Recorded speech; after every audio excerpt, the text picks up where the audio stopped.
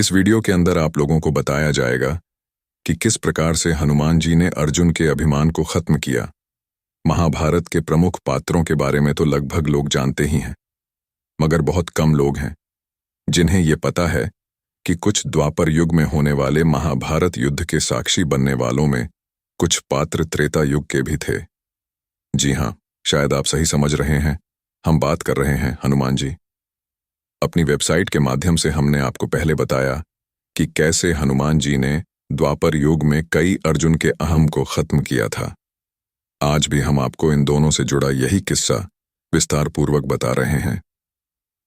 बता दें, हनुमान जी और अर्जुन की मुलाकात का किस्सा हालांकि कथाओं में अलग अलग मिलता, मगर जो हम आपको बताने वाले हैं उसके अनुसार जब अर्जुन और बजरंगबली की मुलाकात हुई थी तो अर्जुन अपने घमंड में हनुमान जी से कहता है कि मैं आपके समय होता तो पत्थर का राम सेतु बनवाने के बजाय अकेला ही अपने धनुष से मजबूत सेतु बना देता, मगर श्री राम ने स्वयं भगवान होने के बाद ऐसा क्यों नहीं किया। अर्जुन की बात सुनकर हनुमान जी ने जवाब देते हैं कि वहां बाणों का सेतु कोई काम नहीं कर सकता था।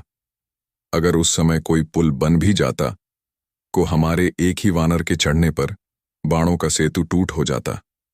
जिस पर अर्जुन ने पटल कर जवाब दिया कि मैं अभी आपके समक्ष सरोवर में अपने बाणों से सेतु बनाऊंगा, जिस पर अगर आप चल पाएंगे और वो टूटेगा भी नहीं, और अगर ऐसा नहीं हो पाया यानी सेतु टूट गया तो मैं आपके सामने अग्नि में प्रवेश कर जाऊंगा, और अगर नहीं टूटा तो आपको अग्नि में प्रवेश करना पड़ेगा। हनुमान जी ने बिना कोई विचार किए अर्जुन की यह चुनौती स्वीकार कर ली।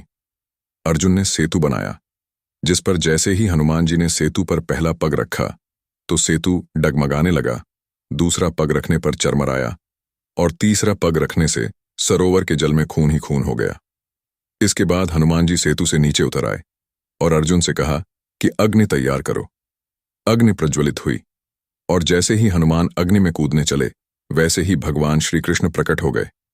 श्री कृष्ण ने कहा, हे हनुमान, आपका तीसरा पग सेतु पर पड़ा। उस समय मैं कछुआ बनकर सेतु के नीचे लेटा हुआ था। आपकी शक्ति से आपके पैर रखते ही मेरे कछुआ रूप से रक्त निकल गया। यह सेतु टूट तो पहले ही पग में जाता अगर मैं कछुए के रूप में इसका भार उठाए न खड़ा होता। जिसके बाद हनुमान जी क्षमा मांगी और कहा कि मेरा यह अपराध कैसे दूर होगा।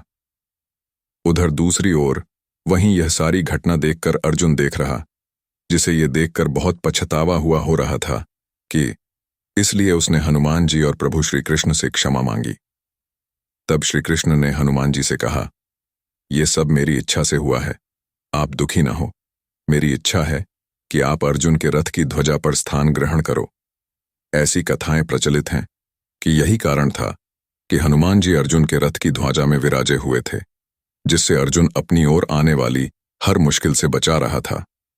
तो दोस्तों, कैसा लगा आज आप लोगों को हमारा वीडियो? आशा करते हैं सभी को पसंद आया होगा। पसंद आया तो हमारे चैनल को सब्सक्राइब जरूर करें। इस वीडियो के अंदर कुछ त्रुटियां हो सकती हैं, उसके लिए क्षमा।